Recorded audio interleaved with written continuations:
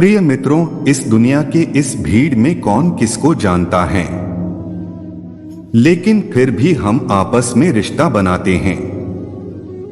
संबंध उस आत्मा से जुड़ता है जिसका हमसे पिछले जन्म का कोई रिश्ता होता है। कुछ लोगों में शक या संदेह की आदत होती है, या फिर कुछ लोग जरूरत से ज्यादा शक करते हैं। ऐसे लोगों के लिए श्री कृष्ण ने गीता में कहा है कि पूर्ण सत्य की खोज या फिर संदेह की आदत इंसान के दुख का कारण बनती है, क्योंकि शक करना एक ऐसी आदत है जो कि मजबूत से मजबूत रिश्ते को भी खोखला कर देती है। वही जिज्ञासा होना भी लाजमी है, लेकिन वही इंसान के दुख का कारण होती है और शक करने वाले इंसान बाद में इसका पश्चाताप करते हैं। कुछ समय पहले की बात है, एक प्रोफेसर क्लास ले रहे थे। क्लास के सभी छात्र बड़े ही रुचि से उनका लेक्चर सुन रहे थे। उनकी पूछे गए सवालों के जवाब दे रहे थे, लेकिन उन छात्रों के बीच कक्षा में एक ऐसा छात्र भी था जो चुपचाप और गुमसुम बैठा हुआ था।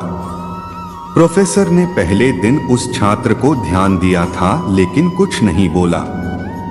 लेकिन जब 4-5 दिन ऐसा ही चला तो उन्होंने उस छात्र को क्लास के बाद अपने घर में बुलवाया और पूछा, तुम हर समय उदास रहती हो, क्लास में अकेले और चुपचाप बैठे रहते हो, लेक्चर पर भी ध्यान नहीं देते, क्या बात है?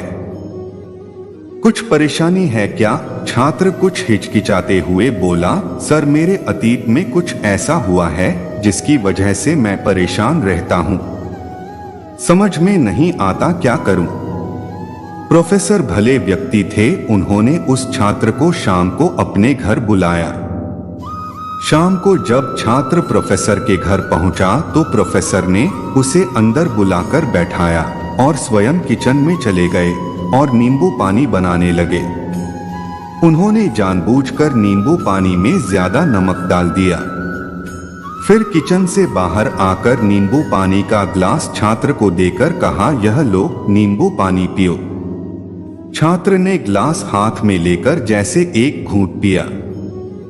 अधिक नमक की स्वाद के कारण उसका मुंह अजीब सा बन गया।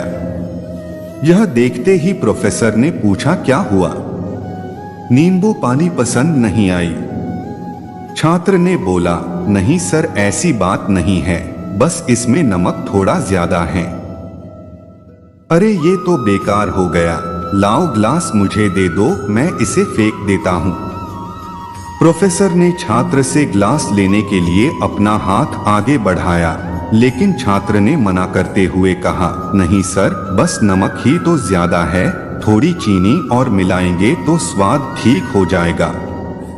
यह बात सुनकर प्रोफेसर गंभीर हो गए और बोला, सही कहा तुमने, अब इसे समझ भी जाओ।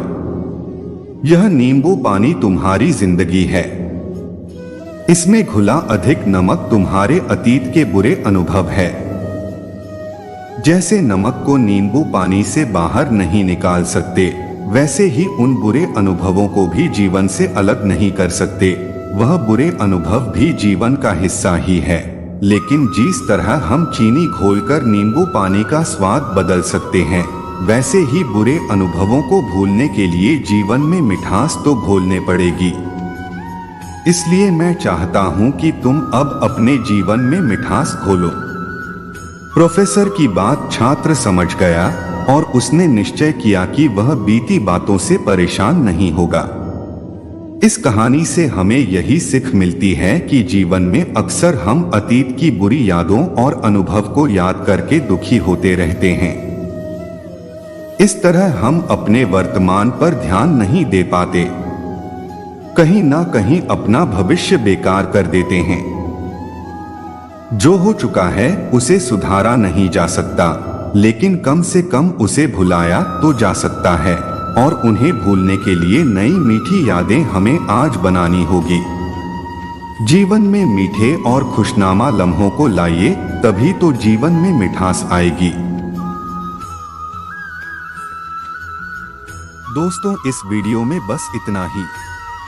मैं आशा करता हूं कि आपने इससे जरूर कुछ सीखा होगा।